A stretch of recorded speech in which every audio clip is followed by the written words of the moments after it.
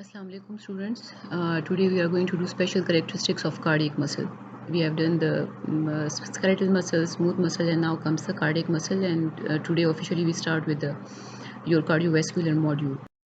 So heart is composed of three major type of cardiac muscle: the atrial, ventricular muscle, which are much the same as the skeletal muscle in view of contraction and basic characteristics. And then there is specialized excitatory and conductive muscle fibers, which only contract very feebly to the atrial and ventricular muscle. So as you can see here in the diagram, the muscles, the cardiac muscle fibers, they just give you the striated appearance, and then they have myofibrils that both contain actin and myosin filaments, which are almost identical to those found in the skeletal muscle. This diagram is more explanatory. Let me take some laser to explain some points. So you can see the Z line and the Z line, and you all know that this is a contractile unit of a myocardial cell, and it is similar to the contractile unit in the skeletal muscle, which runs usually from Z line to the Z line, which contains both thick filaments and thin filaments. As in the skeletal muscle, shortening occurs according to the sliding filament model, which states that the thin filaments slide along adjacent thick filaments by forming and breaking cross bridges formation between actin and myosin. Now here you can see the gap junctions, which you can see more clearly over here. These are the gap junctions, and these are the intercalated disc. These are the intercalated discs, and within the intercalated discs you can see the gap junction. Now the intercalated discs, they occur at the ends of the cell, and they usually maintain cell to cell cohesion, connection between two cells. And the gap junctions, they are present at the intercalated discs, and they are the low resistance paths between cells that allow for rapid electrical spread of action potentials. And just because of these gap junction, that we call the electrical syncytium, we give the name of electrical syncytium to the heart, because there is easy connection. If one cell gets excited, the other cell doesn't need any neural excitation or any other action potential. It would get excited, the nearby cells would get excited, as there would be transmission of or trickling of the cations from one cell to another cell, and every cell wouldn't need any action potential. Now, the mitochondria, they are more numerous in the cardiac muscle as compared to the skeletal muscle. Then we have the T tubule, which is not visible in the slide. So let's see over here. You can see here the T tubule. They are continuous with the cell membrane, and they invaginate the cells at the Z lines and carry the action potential into the cell's interior. They are well developed in the ventricles, but they are poorly developed in the atria. They form dyads with the sarcoplasmic reticulum. The sarcoplasmic reticulum are small diameter tubules in close proximity to the contractile units. You can see beneath it. They are the site of storage and release of calcium for excitation, contraction, coupling.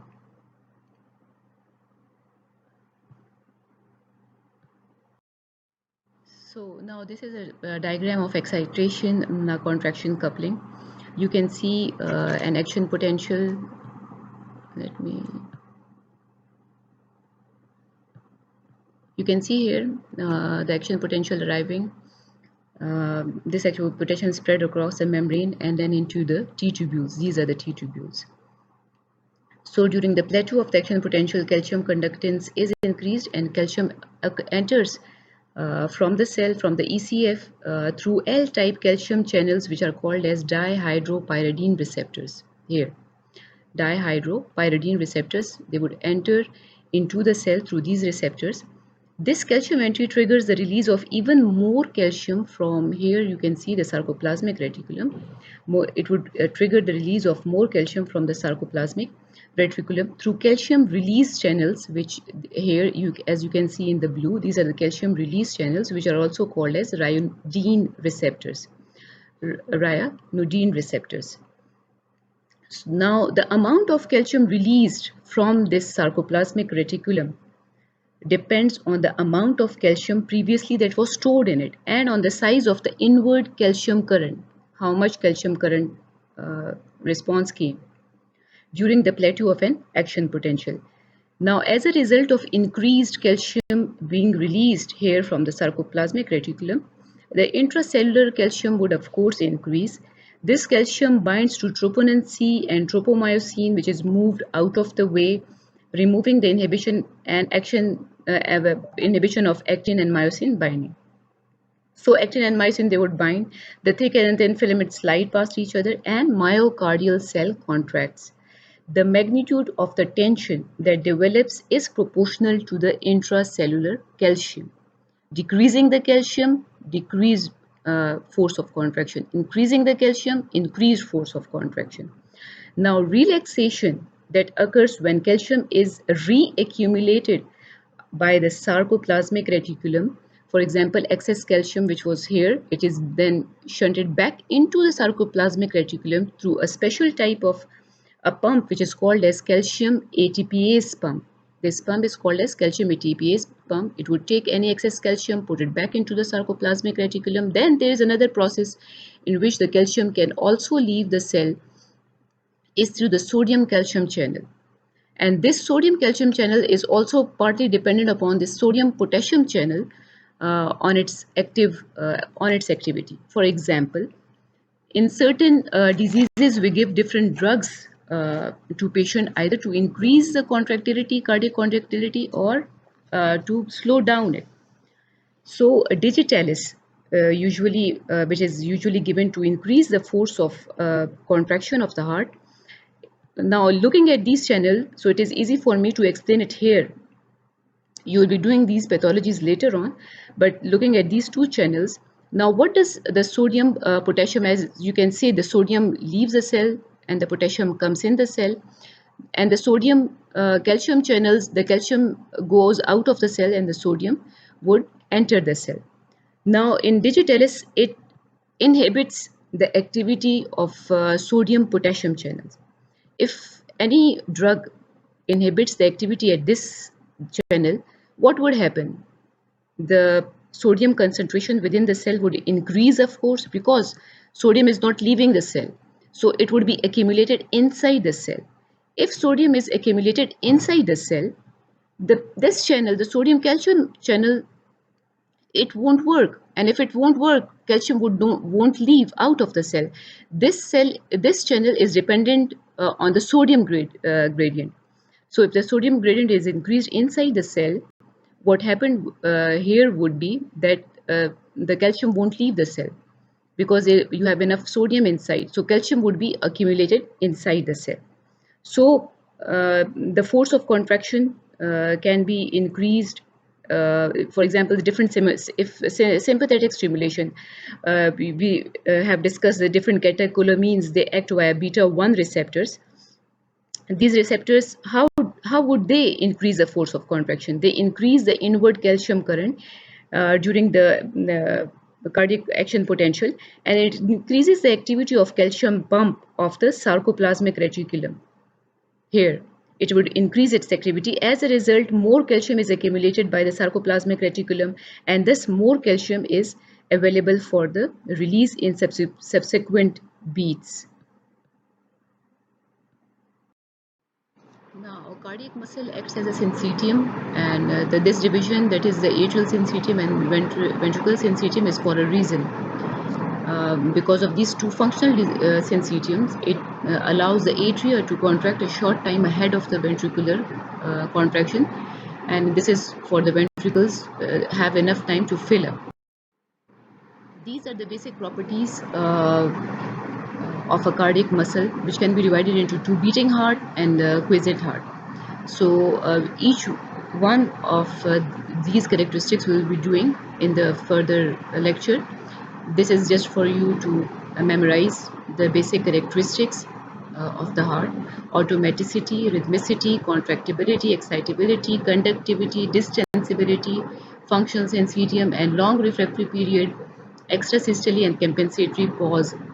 These are the characteristics of a beating heart. And for a quiescent heart or a heart at rest, we have all or none phenomena, the staircase phenomena, the length tension relationship, and the summation of subminimal stimuli.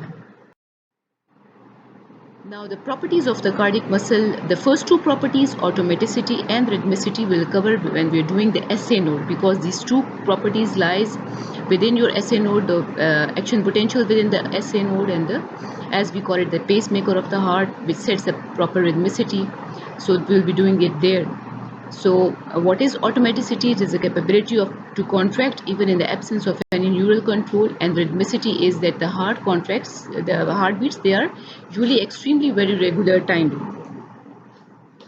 The contractility or contractibility, it is the intrinsic ability of the cardiac muscle to develop force at a given muscle length, and this is also called as ionotropism. So whenever you hear the word ionotropism, it means contractility or contractibility. It is related to the intracellular calcium concentration. And we have positive ionotropic agents that produce an increase in contractibility, and we have negative ionotropic agents which would reduce contractility. So factors that increase contractility, the positive ionotropic agents. What are the methods, mechanisms by which we can increase heart contraction? So number one is, if we increase the heart rate, more action potentials occur per unit time, more calcium enters the myocardial cells during action potential plateaus, and more calcium is released from the sarcoplasmic reticulum, and greater tension is produced during contractions.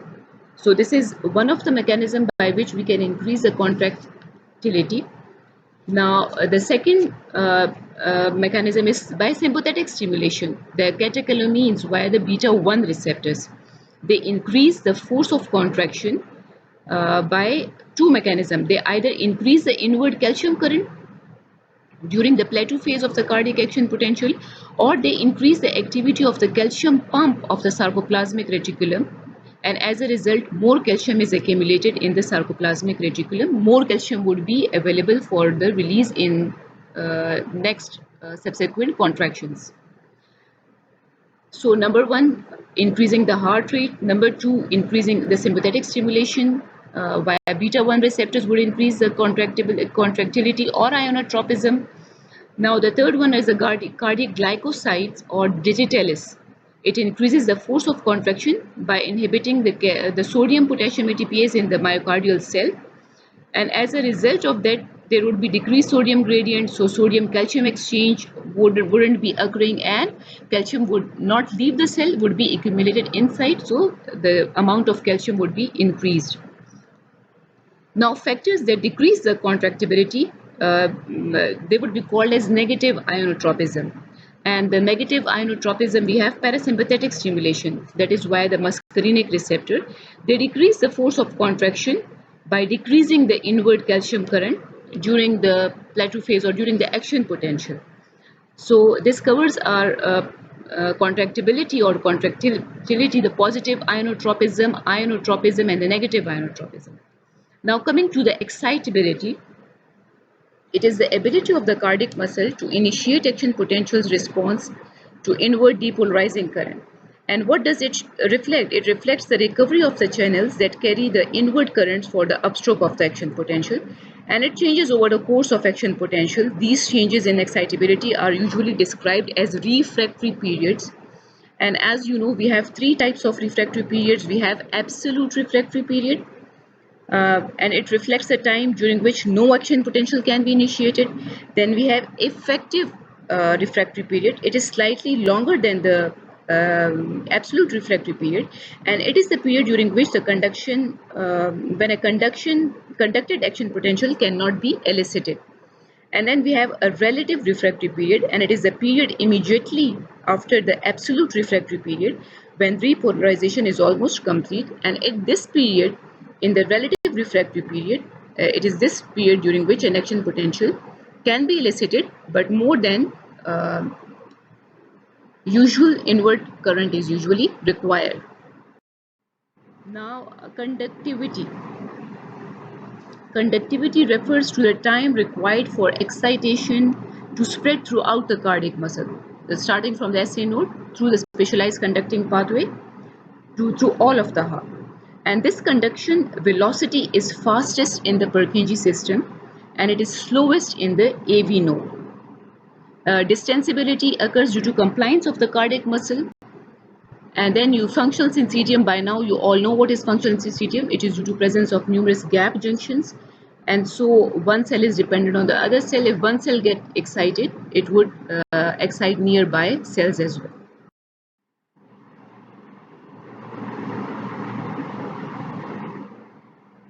Here you can see this is the action potential graph. The absolute refractory period, here you can see at 200 millisecond, this is the absolute refractory period. The effective refractory period would be a bit longer than the absolute refractory period. Let's say at 250 maybe. It's not marked here in this graph, but it is also a type of refractory period which is a bit longer than the absolute refractory period, and we call that as effective refractory period. And you can see here the relative refractory period. It is in the time period immediately after the absolute refractory period, when the repolarization is almost complete. And we said that if the stimulus is strong enough, it can cause an action potential to occur over here. Now, extrasystole and compensatory pause. So when the ventricle is stimulated in the relaxation period or the relative refractory period, the cardiac muscle may contract, and this occurs because you can see this is a typical ECG. You have a P wave, a QRS, and a T wave. The P wave usually represents the atrial depolarization, QRS the ventricular depolarization, and the T wave is the ventricular repolarization. Now the QRS is the basic way which shows you the actual contraction occurring because the depolarization is spread across the ventricles. Here you can see an extrasystole. An extrasystole means out of the way contraction that occurs because maybe during a refractory period the cardiac muscle was stimulated, and because of that a papillary muscle may fire, and this impulse can be recorded in an ECG, which is electrical, which is a graphical representation of the electrical events that are occurring in your heart. So this is called as ventricular extrasystole, and this is called as a pause, which is usually follows by if there is ever is a extra systolic contraction. All or none phenomena, if these are the characteristics of a heart at rest. If the heart is stimulated with subthreshold stimuli, so no response is seen. Threshold stimulus is the weakest stimulus that evokes a response, and amplitude of contraction in response to the suprathreshold stimulus remains the same as that would be seen with the threshold stimulus. Now this diagram you have previously seen in skeletal muscular physiology, but here, for example, in a quiescent ventricle, it is stimulated repeatedly over certain intervals between and the interval between these consecutive stimuli is less than 10 seconds. Then what would happen? You can see this is in the form of a stair. The contraction are first less, then they would then increase more, and then the third and the fourth contraction, and progressively the contractions followed by would be more forceful as compared to the initial contraction. This is called as the staircase phenomena. Length tension relationship, also called as Frank-Starling relationship, it describes the increase in the stroke volume and the cardiac output that occurs in response to an increase in the venous return or the end diastolic volume. For here, at this point, since you are not, we have not covered those topics, the proper definitions and everything, so you can memorize it that the force of contraction of the cardiac muscle, it is directly proportional to the initial length of the muscle fiber. To whatever length a cardiac muscle is stretched, it is going to recoil with the same force. Whatever blood is lying over there, whatever venous return comes to it, the more the venous return, the more the drainage into the heart, the more it would pump with more contraction. This is called as Frank-Starling law or Frank-Starling relationship. And basically this is a mechanism that matches cardiac output to venous return. The more the venous return, the more the cardiac output. Now summation of subminimal stimuli, whenever subminimal stimuli are given, so they summate and they would produce a response. Now this is a basically type of summarization of all the characteristics we have done there. In this graph you can see the stroke volume, which is the volume of the blood that is ejected from your left ventricle with each beat, and this is the ventricle end diastolic volume on the x-axis. Now here you can see different effects are given to you, that is the sympathetic and parasympathetic nerve stimuli, what they are doing, how they are affecting this graph, and then different, for example, if there is intrinsic depression, pharmacologic depression, loss of myocardium, all of them are going to affect the contractile state of the myocardium. This is circulating catecholamines, digitalis. We have done these all in the previous slides. Hypoxia, sympathetic and parasympathetic nerves. So increase in contractility causes increase in cardiac output at any level of the end diastolic volume. Whatever end diastolic volume is given to you, if you increase the contractility, there will be increase in cardiac output, and decrease in contractility, of course, would cause a decrease in the cardiac output.